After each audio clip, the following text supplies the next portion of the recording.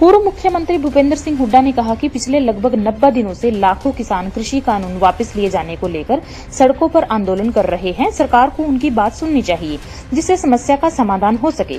सरकार उनसे बात करके आंदोलन खत्म करवावे, जिससे किसान अपने खेतों में जाकर काम कर सके। किसान अन्नदाता है, सरकार को उनकी बात सुननी चाहिए।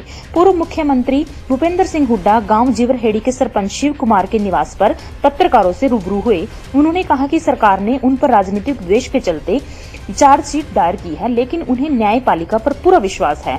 उन्होंने कहा कि पंचायती चुनावों को लेकर पार्टी द्वारा अभी चुनाव निशान पर चुनाव लड़ने के बारे में कोई फैसला नहीं लिया गया है।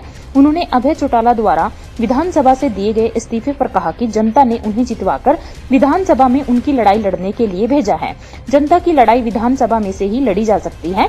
उन्होंने कहा कि केंद्र की भाजपा सरकार ने पेट्रोल, डीजल व गैस के दामों में भारी वृद्धि करके देश के किसान, मजदूर व आम जनता की कमर तोड़ने का काम किया है। प्रदेश की भाजपा सरकार ने पेट्रोल व डीजल पर डबल वैट लगाकर जनता को लूटने का काम किया है। इससे खाद, पेस्टिसाइड, बीज व अन्य चीजें महंगी हो जाएंगी। प्रदेश की भाजपा सरकार ने कोई विकास कार्य नहीं किया है और आए दिन सरकार में से एक घोटाले हो रहे हैं। हुड्डा ने कहा कि कांग्रेस सरकार के दौरान हमने किसानों को उनकी फसलों का उचित रेट देने और उन्हें कर्ज मुक्त करने के लिए कई कदम उठाए थे।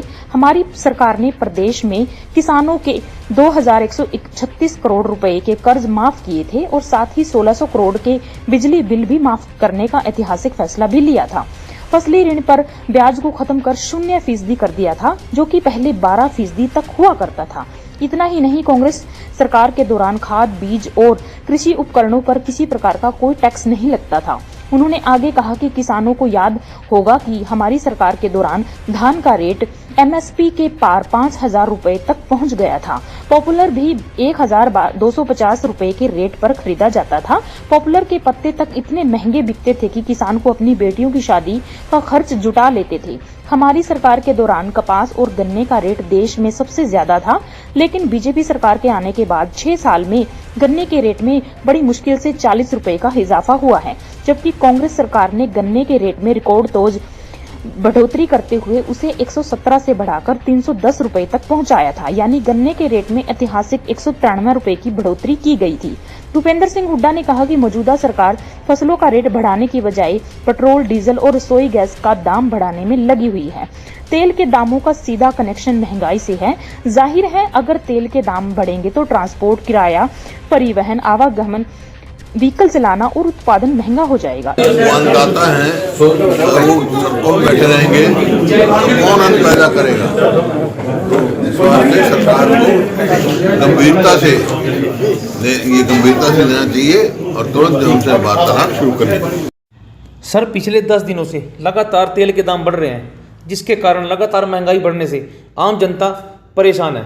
इस पर क्या कहेंगे सर? देखिए, जिस हिसाब से तेल की कीमत बढ़ रही है वो गरीब आदमी के लिए, किसान के लिए, आम आदमी के लिए बहुत महंगाई आएगी।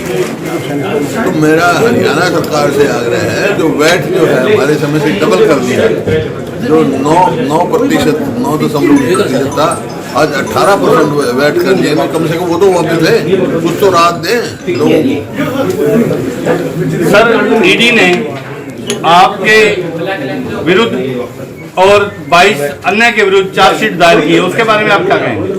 देखिए, ये सब वो है और मैं गांधी जी से मेरे को जो पूरा विश्वास है न्यायपालिका पर। दूध का दूध, पानी का पानी हो जाएगा। सर, हरियाणा कांग्रेस के अध्यक्ष रहे और पूर्व सांसद अशोक तंवर ने आज लाडवा में कहा कि ईडी द्वारा भूपेंद्र हुड्डा के ऊपर जो चार्जशीट पेश की गई है वो सिर्फ दिखावा है। कांग्रेस और भाजपा मिले हुए हैं, होगा कुछ नहीं। न्यायपालिका पे मेरे को पूरा विश्वास है। सर, नजदीक पंचायतों के चुनाव भी नजदीक आ रहे हैं, उसके बारे में आप क्या कहेंगे? पंचायत में तो जो है अच्छे आदमी को चुने, क्योंकि अभी पार्टी ने फैसला नहीं किया सिंबल पे लड़ेगी नहीं लड़ेगी, लेकिन जो भी हो पंचायत को लोगों को अच्छे आदमी चुने चाहिए, ग्राम की सेवा करें।